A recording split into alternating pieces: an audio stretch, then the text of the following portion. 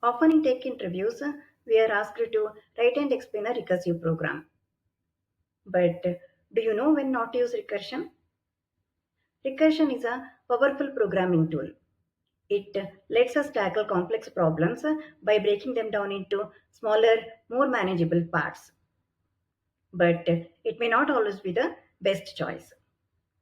In this video, we will explore what happens inside the Java memory model when we use recursion, when recursion might not be the recommended choice, and how we can optimize a recursive code. Hi there, welcome to Tech and Career Bytes. I'm a software professional with over 2 decades of experience, including 7 years in leadership roles at a global product based organization.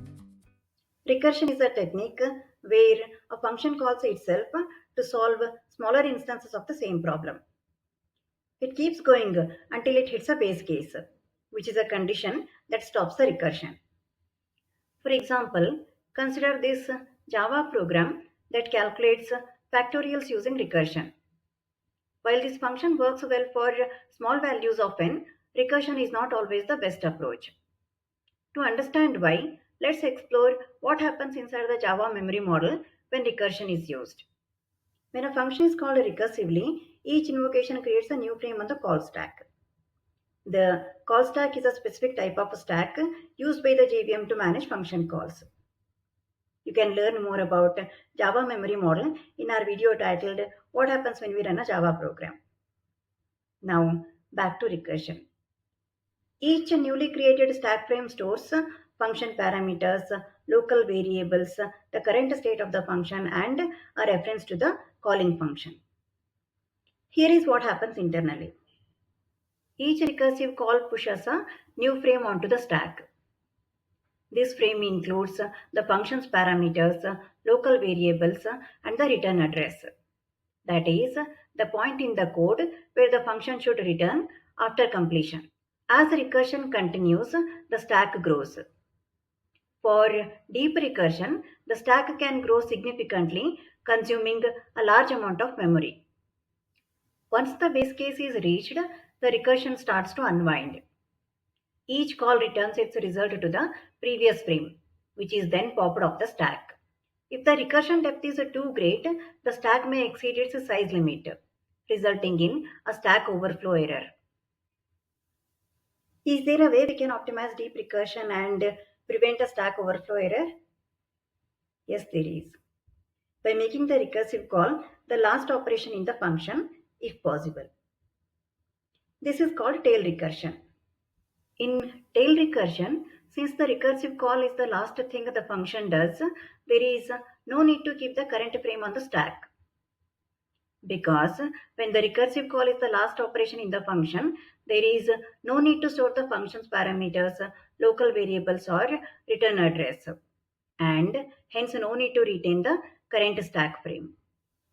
Once the recursive call is made, the current frame can be discarded and the compiler can reuse the stack frame for the next call. This process, called tail call optimization, reduces the stack space usage and can prevent a stack overflow error.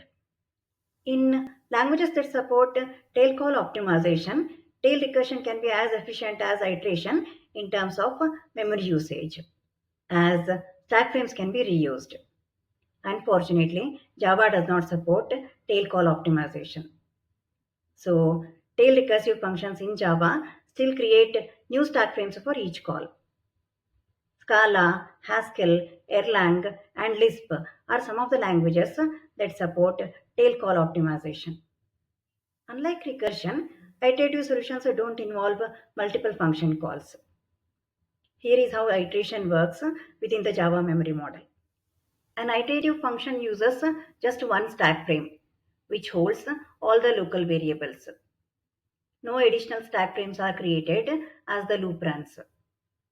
The memory footprint of an iterative solution is generally constant, since there is no overhead from multiple stack frames. Without nested function calls, there is no need for stack unwinding. The loop simply continues until the exit condition is met. Recursion has its advantages, but There are several scenarios where it is better to avoid it due to the internal workings of the Java memory model. Let's discuss a few of those scenarios. Look at this example of calculating factorials using recursion. Each recursive call creates a new stack frame, increasing the stack's size. For large n, the stack can grow beyond its limit, leading to a stack overflow error. A more effective alternative solution would be using iteration. The iterative solution uses a single stack frame, avoiding the risk of stack overflow. Memory usage here is constant and predictable. Recursive solutions can have performance issues. Consider this recursive program calculating Fibonacci series. Clearly, there are performance concerns here. Each call to Fibonacci generates two more calls, leading to an exponential growth in stack frames.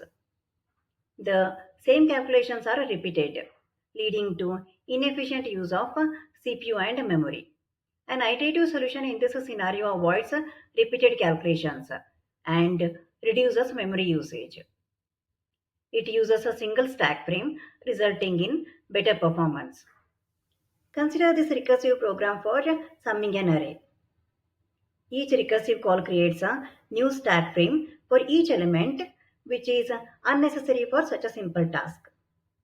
As a result, the memory usage increases linearly with the array size. In contrast, the iterative approach uses just one stack frame and processes the array in a single pass. This solution is simpler, more efficient, and uses less memory. So, for straightforward tasks like summing an array, it's better to avoid recursion when an iterative solution is feasible. Using an iterative solution for generating permutations can be more challenging, but it is achievable with the help of an explicit stack or queue. Unlike recursion, the iterative approach avoids the complexity of managing state across multiple recursive calls, which can make the code easier to understand and maintain. The recursive solution for the sum of first n natural numbers requires a stack frame for each recursive call, increasing the stack usage. The iterative solution reuses the same stack frame, minimizing the memory usage. Recursion is a powerful programming tool for complex problems like tree traversals and divide and conquer. But it can lead to stack overflow, performance issues, and complex state management. Tail recursion helps with memory issues by reusing stack frames, but Java does not optimize for it. Often, an iterative approach is more efficient and simpler. Knowing when to avoid recursion helps in writing better Java code. So, the next time someone asks you to write a recursive code or algorithm, you know when not to use recursion. If you found this video helpful, give us a thumbs up and subscribe to our channel for more interesting tech topics. Do check out our other videos on software performance optimization case studies, coding, system design, big data, and career growth. My name is Rupa, and I thank you so much for watching this video. See you next time.